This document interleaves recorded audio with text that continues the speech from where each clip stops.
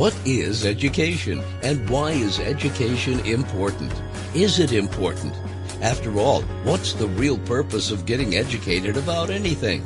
We so frequently take education and the process for learning in general totally for granted. Not only that, but the ways in which we think. How we've gone about structuring our own consciousness itself has largely remained unchanged for a long, long time. So how do we literally change our minds? Can we reconfigure our own ways of thinking? And if so, how? Join Dr. Joseph Atman, the founder of one of the world's most revolutionary educational centers, Middletree, and award-winning broadcaster Tammy Trujillo for Educate Everyone, and explore the mysteries of our own consciousness and the education we implement in order for it to be what it is. And on this episode of Educate Everyone, our guest is Dr.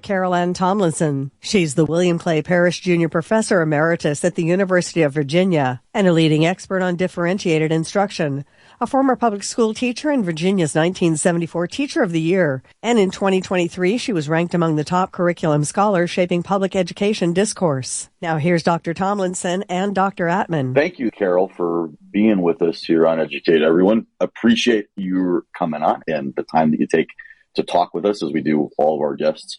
Can you tell us a little bit just about you and the work that you do? Well, I'll start way back by saying that when I was a kid and all the adults in your life ask you what you're going to be when you grow up, I had no idea, but I was very clear on what I wasn't going to do. So when anybody asked that question, my response was reliably, I will never be a teacher. The short version of a long life is that I have now taught in one form or another for about 55 years and really can't imagine doing anything else. I started off totally unprepared, teaching in a high school that was a very rural K-12 school with conditions that were very different than anything I had ever been in. I got my first job when the assistant principal took me to a classroom door at the end of the first marking period, knocked on it and said to the man inside, Mr. Melton, this is your replacement. You're fired. I haven't heard many stranger first day stories than that one. Wow. As it happened, I fell in love with those kids, and it's been a love affair since. I've taught in high school, English and social studies history, started a child development center in Arlington, Virginia, and so taught 3- and 4-year-olds, and they're wonderful too. And my second vow was always, if I ever do teach, which I absolutely never will, I will never teach middle school. And the reason for that was that I was such an unhappy young adolescent that I just couldn't imagine spending the rest of my life with that misery. So, of course, I landed in a middle school and taught there for 20 years. And then totally unprepared, ended up at the University of Virginia, where I told folks that life in the classroom was my real life as an educator, and I certainly wouldn't be at the university 20 years like I had at the middle school. And I think I stayed there for 22, maybe. I think maybe, Carol, you need to start saying, like, you're never going to win the lottery, or you're never going to. That's right. Yeah, I should try that. I haven't tried that, but I'll go ahead and try that line and see if it has any kind of effect. There you go. Yeah. And through most of that time, really through all of it, for one reason or another, although it has become more formal, what I was working with is what we now call differentiation. It didn't have any name the entire time I was in the middle school for 21 years, or the high school, or the preschool. But what do you do when you have a classroom full of kids who have so many really noticeable differences that impact their learning in so many different ways? And those can be both strengths and needs. What do you do to make this a whole group of human beings that feel and function like a group, but still get to the individuals that I have to get to, which is all of them, really? I've never met a kid that didn't need the teacher in a special way.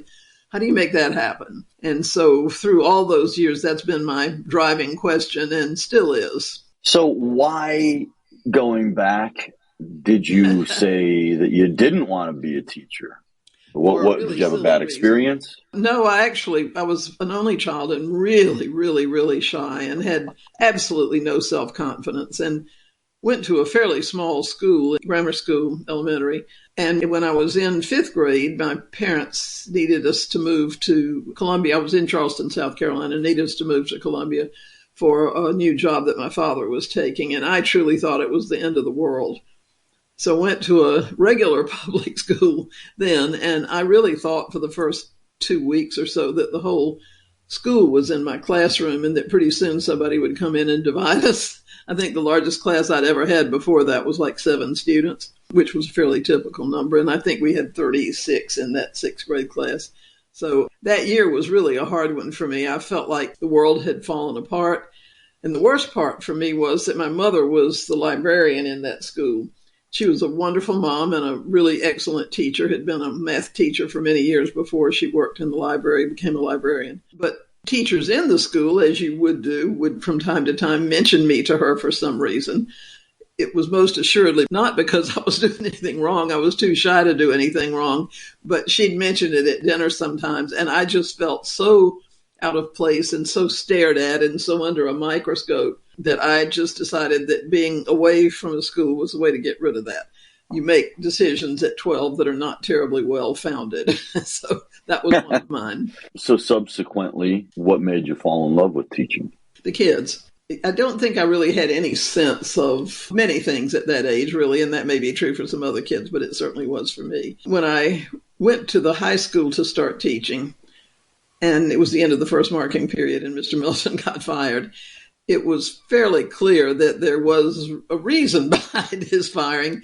When I went into the room, he was angry, and rightly, and he said to me, well, if they think you can do better than I'm doing, then come up here and show me. And for some weird moment, I found my voice, and I said, I was told that I could observe for a day before I started teaching, and I'm not really ready today, so I think I'll go and sit in the back of the room and just observe.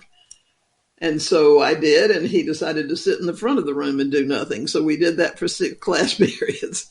And the kids were all kinds of human beings with all sorts of dispositions. But it was clear that there was nothing in there that was attractive to them. And what would it have been that day? But right. Oh, well, that's a weird situation. A lot of them spent the class period trying to crawl out of the classroom window into the schoolyard. It was on the first floor, fortunately. And then when it got too hot, they'd come back inside for a while and try to set some freestanding bulletin boards on fire. And I sat in the back of the room, and you know how you can get a music loop in your head? The loop in my head that day for 7 hours, or how long ever I was sitting in the back of the room, was over and over, I don't need a job this badly. But in fact, I did need a job that badly.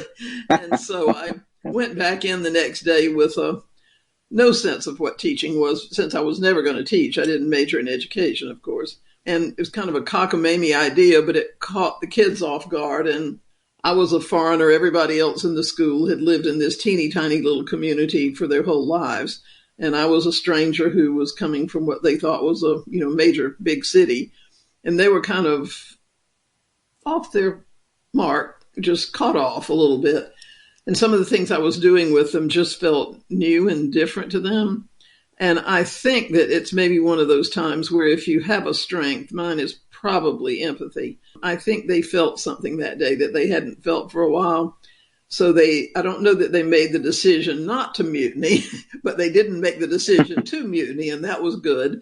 And somehow I went home that day with the sense that being in front of a room of kids that you might be able to talk with and make a difference to was just really about the coolest thing on the planet. And I think that is what has driven me from that first day. I love that, because being a teacher is obviously so much more than downloading information onto people. It is the most people of people business, and you are sort of that surrogate parent for so many students, especially at younger ages, for a long time. And then, you've obviously done some work in higher academia. Then you're giving all these new thoughts and ideas to young adults when you move on into teaching at the higher level. So there's sort of this conduit that teachers provide for their students. And it's so important, as everybody knows, in so many different ways and roles for students. And as we always say, probably at every episode we've ever done, and educate everyone, and that everybody, I think, has that person, that teacher who was a big influence on them. Pretty much everybody has that one person. It could be an art teacher, a math teacher, doesn't matter. But usually somewhere along the way, you find that person who you connect to as a student. And you remember that person for the rest of your life. And probably that teacher isn't even aware that they played that role or had that significance in your life. But teaching is so important on a human level for so many people. And you said empathy is like a great strength of yours. And I think that that's probably an undervalued quality that teachers really need to have at every level. I know some great researchers who are terrible teachers, especially at the higher level, brilliant people who are terrible teachers because they don't have that empathy for people and they can't relate to folks. So yeah, that's my thought on that. Interesting that you should say that, because I have just finished reading a book manuscript and am trying to give some feedback on that. And needless to say, the book's about differentiation and technology. Not needless to say the technology part with me, but differentiation in technology. And the person who wrote it does a beautiful job of introducing empathy as the sort of the linchpin of differentiation and how important that is and how it works in a classroom. And then she goes on to talk about the fact that conditions in school now are such that teachers are so overburdened with trying to prepare kids for tests and too many kids in the class and not enough time to cover the content. And the thing that keeps them going is the empathy. And I have struggled with that and continue to struggle with it the way the book sort of unfolded. And she said at a transition point, something that indicated to me, not in so many words, but the indication was clear, that those are the things that have to happen. You have to cover the curriculum. You have to do the pacing guide. You have to tell yourself you can't really have time to know the kids because those are the things you have to do, you're required to do. And it occurred to me that there's a really sort of scary juxtaposition there. If you are a teacher who really cares about kids, my sense is that in those settings, you see that kids are hurting. That all that trying to memorize information that doesn't make sense to a lot of them, all of that basic skills stuff, but my scores didn't get any better this year than they were the 3 years before, that it makes the kids tired to learn that way. It makes the teachers tired to learn that way. And I kept asking myself, so if you are really empathetic in a classroom, and by the way, I think it's hard there simply because what's demanded of you doesn't say you have any time to connect with kids or talk with them, especially not to connect them with each other. But what do you do on that day where it occurs to you that what you're doing to them is potentially harmful, and yet you really care for them? Is there a point where you can just sort of say to yourself, you know what? I really love these kids, but I have no choice but to keep doing this to them because it's what I'm hired for.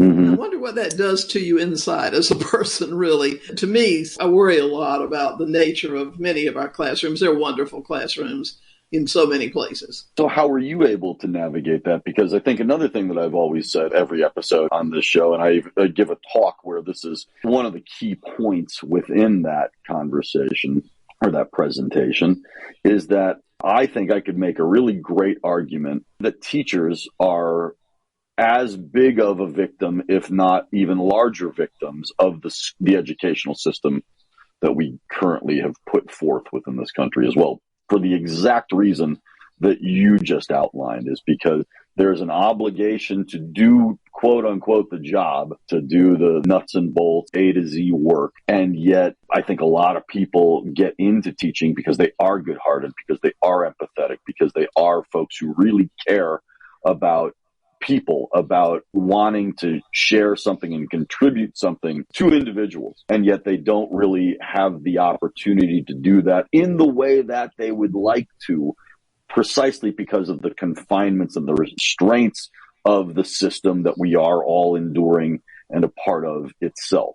So how were you able to navigate that? And what do you think about that statement? Well, actually, anytime I write about the conditions in school, I talk about the fact that the teachers hurt as much as the kids do.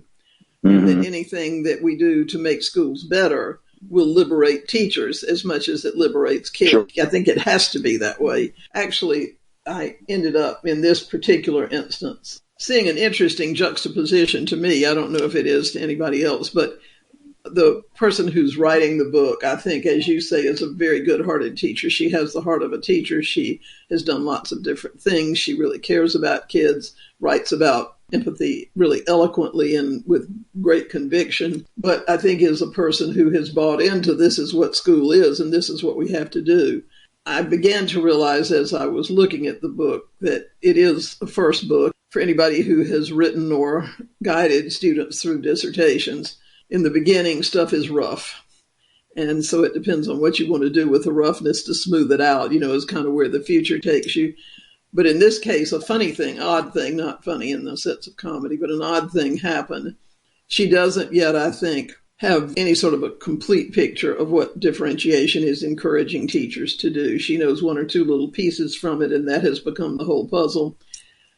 And so she's commending that you just keep doing those things without even really quite knowing exactly what they are. And life will be better so then technology is helpful because it's going to free you up to have more time. And then she starts talking a little bit about what technology can do for you. And that isn't as well organized as I think she will end up having it be in the end. But what she sort of weirdly ended up doing was saying teachers who are teaching in this way that's so constricting have to do that. But look, technology can help you. You can get it to create performance assessments for you, and you can get it to create data sets that kids can analyze and submit to make a change in the world. And the problem is that she is not seeing the incongruity between those two things. I think it's highly unlikely that a teacher who feels totally bound to a pacing guide is going to ask artificial intelligence to create amazing performance tasks that require creative and complex thinking. Because one of the things that comes to me now, because I'm an ancient soul, we don't have teachers in our schools anymore, in many of the schools, who have taught in any other way than this. And it takes any of us a good while, to get to the place where we can think with kids and get them to think with each other and to take risk of going into the unknown and, doing fascinating things with talents they have. So if the notion that we're just going to send AI in and somebody who's been teaching with the pacing guide is going to suddenly start asking for performance assessments that will require kids to apply and think with and represent the ideas that they're presented is just a mismatch. But in the notes that I was taking, which are way too many of them, because I'm such an idiot, passionate about this stuff, but it occurred to me that, again, the mismatch is there. But the lovely part of this is if you understand it, differentiation is asking us to transform every part of a school. And AI is well suited to that transformation. So if we can present AI as something that assists us with the change, that's a step. But until there are things in school that free us up from the pacing guide or show us that the human beings in front of us are far more important than a test score, or that prove to us that if we do really well-constructed, meaningful tasks with kids, they will do as well on the standardized tests as if they just memorize stuff because they learn meaning and see how things go together in what that kind of powerful learning does for you. So I think it has real possibilities if we can work with what differentiation asks us to do and how that looks. And as folks are working there, then show how AI can help us think through that and put it together. I think we have a match, but we have to keep doing the pacing guide. But here's how AI can do wonderful projects for you is not a match, I think. So that's where I finally got unhooked a little bit. It's such a weird kind of time that we're in because literally 2 years ago, no one had heard of ChatGPT or OpenAI or AI in general was just a science fiction kind of thing, right? And now it's integrated into all of our lives all of a sudden right away. And that was, again, we went from not having it at all to here we are. We all in some way encounter it. If not everybody uses it, it's being used by someone or something that you encounter almost every day. Absolutely. And actually, I guess technically it's actually been in use by larger companies and all that for a number of years. However, and again, it was unbeknown to the common person that was the case.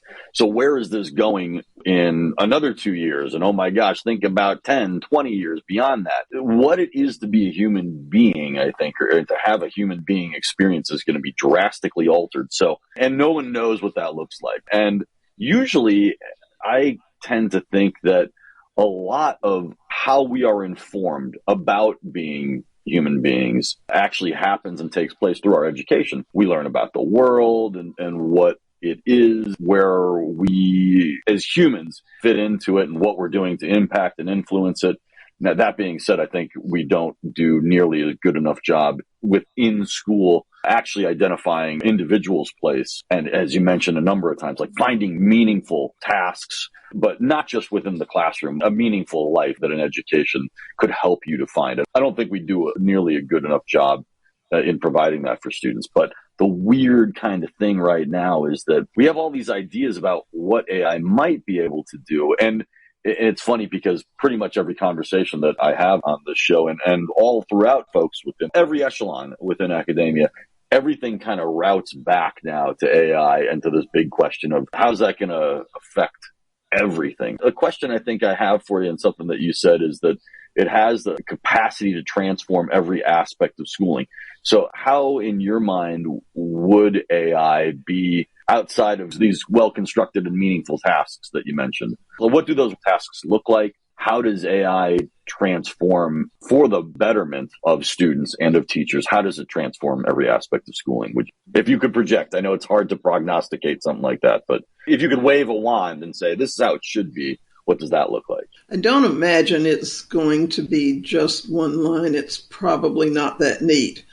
But I think I can see 3 or 4 ways that things could change. There will be some people who take to AI and, oh, this is really cool, and I want to try this, and now I'll do this with the kids. But for me, when you have teachers who are so burdened with trying to raise test scores, which honestly, by the way, have not improved in 40 years. If they were getting better all the time, it'd feel like there's something there for that. But if you look back, we really have not made progress in all of that time. And part of the thing back then was when the earliest stages in that started happening was that kids who are already oppressed by society for economic, racial, religious reasons, whatever, need that the most so that they can have an opportunity to really stretch and become who they can be. And not surprisingly, those groups have been probably hurt more by this stuff that we're doing than most other kids would be, although I'd make the case that it's damaging to everybody. But I'm going to go back with you for a long step in history, and I'll try not to stay there long. When I first got to the university go. In early 1990, I just happened to run across in the library, when you still went to the library to look at pieces of paper and stuff, a study called the ACOT Studies, Apple Classrooms of Tomorrow. And by that point, I had been teaching for 20 years and doing a really lot of work with schools and teachers in various places. And one of the things that was always puzzling to me was the reticence of teachers to reach out and say, ooh, I really want to try this thing, if the thing seemed to have any meat to it. If it was a gimmick or, ooh, I could plug this in on Monday, then yeah, let me have this. I want a copy of that because I can do that Monday. But I couldn't at that stage in my career figure out what it was you did to help us think further. And the ACOT studies had been out for a while then, but when the computers first came out, Apple, of course, was really eager to get those computers into classrooms and tried selling them and, Sure. And sometimes donating them to schools. But nothing much was happening with them. They sat in the back of the room. They were paperweight, just not catching on. And so ultimately they chose some schools that were going to create Apple Classrooms of Tomorrow and sent computers, but they also sent human beings with the computers who were going to spend a good bit of time over the years working with teachers who volunteered, I think, for the most part, to be the pioneers in that experiment. I remember those folks. I think I was in a preschool or kindergarten class, right? It was not my teacher, and we would have 15 or 20 minutes with that individual. We were pulled out of class and you were with that individual working, just they were kind of just showing you around the computer. You do a fun little game or something. I remember that distinctly. So it's funny that you mentioned that. So what the folks who were there as the mentors, the coaches, the guides, found out was that they were thinking about things that Apple computers could revolutionize, and they could, not in the way that AI would, but it was highly revolutionary, as you probably remember back then, some of the things you could create or the speed with which you could do things or share things or find information. Sure. But they were not getting results that matched the aspirations they had. And so they found out, really in a short version, that the patterns we have in our head of what a teacher has to do, the place of a kid in a classroom, the need to cover a curriculum, not as badly as with the pacing guide, but I have this textbook and I have to cover it, were embedded in people's practices and psyches really deeply. And so what they did was to begin to work with teachers, I'm simplifying it, but looking at those teachers' next steps. What if we just tried a little bit of this? And, teacher's next step in room A is not the same as room B. And what they found was that there really was a series of transformations that the teachers had to go through. One of the biggest ones was trusting kids, to believe that kids could do something independently with good guidance, or that they could learn without the teacher standing over them, or that the teacher was not being a poor teacher if kids were working as though they didn't need her at that moment. But what they found was when they could help teachers walk that journey, the teachers evolved, and you could see it, and you could see them moving from step to step. So I think we're at that point now where something, and used as a part of something, AI could be helpful with that journey. But I think we have to have places where some teachers who do see kids and are empathetic and who have been granted the right to do something more than cover the pacing guide, or where the principal really spending so much time with the teachers in deep trouble that the others can sort of go on their own a little bit, that those teachers say, we have to do something different. Let's at least try it. Let's get some of us to try it and see what happens if we teach like this thing we might imagine in our head. What have people done in places and times that really invigorate kids and that help them get really psyched about the gift of learning? So I think the teachers who are stressed and see the vision, have something that they really want to do and are hungry to do it, can be change agents. I think some things that may happen in society or may not might help leaders who, by the way, I think are more cemented in those things than even the teachers are, say we need something radically different happening here, and we need to go back to what our profession knows. What is it that we say is high quality curriculum? If we look at any document that governs middle school or that represents middle school or high school or preschool or science or math, what does it mean to teach conceptually? What does it mean to have kids debate, to look at answers and figure out where they come from rather than regurgitating them back? How can we find some of that? I think the leadership to make that happen, whether it's at a national level, which seems really dicey right now, but maybe that'll get better, or at the local level or the school level, is a way that we can move forward. We'll have more of our conversation with Dr. Carol Tomlinson in the next episode of Educate Everyone. And now the Middle Tree Minute. This is Kristen Hernandez, Middle Tree's executive assistant. Multi-step directions can be overwhelming for many students. A great habit is turning instructions into a simple checklist before starting. Each step gets its own box to check off as it's completed. This helps students slow down, stay organized, and feel a sense of progress. Checklists reduce mistakes and build independence. And kids love the satisfaction of checking that final box. And that's the Middle Tree Minute. And now a quick look into Dr. Atman's book, A Philosophical War. Joe, 2 words. How? Why? You are so very clearly fixated on how and why and the connection between them two. Help me figure it out. Why is this such an obsession for you? I said I wanted to keep talking about this because it is so important to understand that distinction. Mentioned sort of in previous segments, most people are looking at the how of things, the mechanisms that allow for a thing to be, which is great and that's fine and super important in so many ways. And yet, when we unpack and get to the actual understanding of why, we see so much. It tells us so much about the nature of so many other things. Just a simple example, we used it before, is you can kind of look at, like, how does a car engine work? Well, you can kind of take it apart, put it back together, understand it, but then you say, well, why is a car engine there in the first place? Well, car engine is there to facilitate an actual car, a vehicle that is framed quite literally around the engine. Then you put passengers in there and you can transport. Well, why would you want to do that? Well, so you can get to places more quickly. Well, why do you need to get to places more, right? So once you start to unpack the why of things, you start to understand so much about the nature of what we're doing just in general and how we have positioned ourselves within this life, within being, within phenomena, within our own relationship to ourselves and the world, which we've argued again and again on Educate Everyone is really the point of education itself, is we want to understand what our relationships are to ourselves, to the world at large. So this fixation on how versus why is really important, because how kind of begs at how a thing becomes, where again, why begs the question of why a thing is. And that's so important. So there's this usefulness to that question of why just as much. There's so many details embedded within the how, but I would tell you that the universe unpacks and unfolds itself when we can arrive at this answer or start to even explore the question more in depth of why. Why usually happens only after how kind of becomes a worn out instrument. How it's super easy, right? It's this recollection of a happening.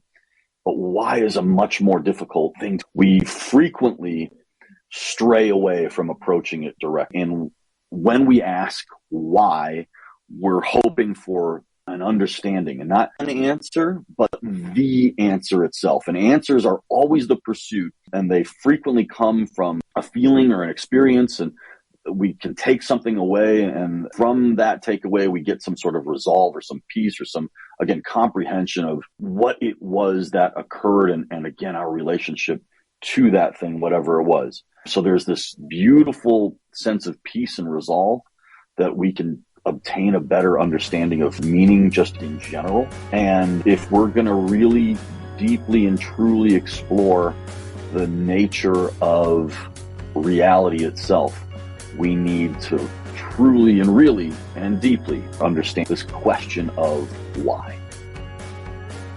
Thank you for listening to Educate Everyone with Dr. Joseph Atman and Tammy Trujillo. Join us each week as we explore the inner workings of our own minds and the educational system which builds and supports it. Also, check out our website at middletree.org to see what opportunities Middletree's programs can offer you or your student. And join us on social media. If you have any questions you'd like Dr. Atman to answer, please leave them on a post or send us a message, and you may hear them answered on the next episode of Educate Everyone.